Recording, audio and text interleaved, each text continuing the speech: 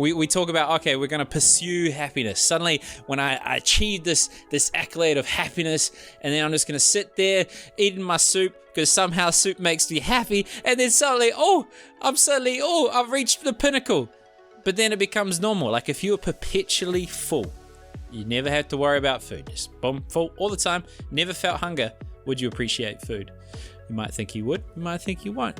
The reality is, the pursuit of happiness is a lie that we're trying to buy into, and anyone that understands marketing in the slightest way or selling is you emphasize the problem, you provide a solution, and the problem is you're not happy. The problem is you think this external trinket is going to be the reason that you can suddenly achieve the happiness that you want in life. Well, it won't. It won't. And there's going to be something that's hard in your life. Your whole family are going to die. You might not see it, but eventually they will. You're going to die. You're going to get sick. There's chaos. There's pandemics. There's things out of your control. There's wars. There's bullies. There's people that will just, you're walking down the street, you look at them funny, and then suddenly you're dead. Now, so if you don't develop the emotional fortitude to navigate the uncertainties of life, you're going to get in a very tough position where you're just going to crumble. You're going to falter under the pressure.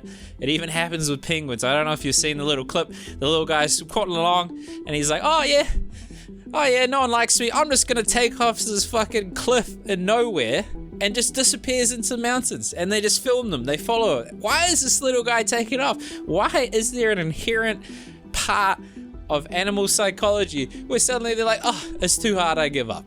So we've got that in us. Maybe it's because the thing is so hard that we got to cower and conserve calories and not put ourselves out there until we can get around this challenge.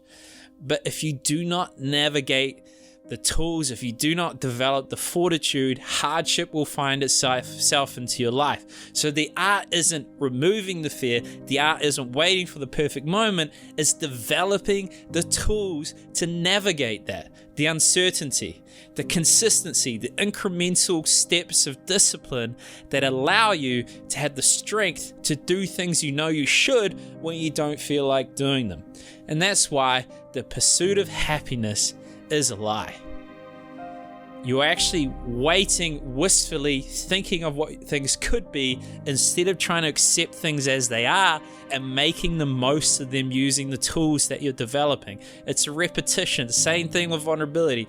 If you have a relationship and then suddenly you let go and you show your vulnerability, it's going to come off disingenuous, it's going to come off weak, it's going to come off pathetic. Instead of suddenly waiting till you feel safe enough to pursue what you love, to be with the person that you love, incrementally express your vulnerability to the world like a repetition. You go to the gym, you don't bench 200 kilos, but somehow people think in relationships, if we just put all our garbage out there that hasn't been refined, hasn't been developed, doesn't have the strength to navigate criticism, it's going to all work itself out. Well, the truth is it won't.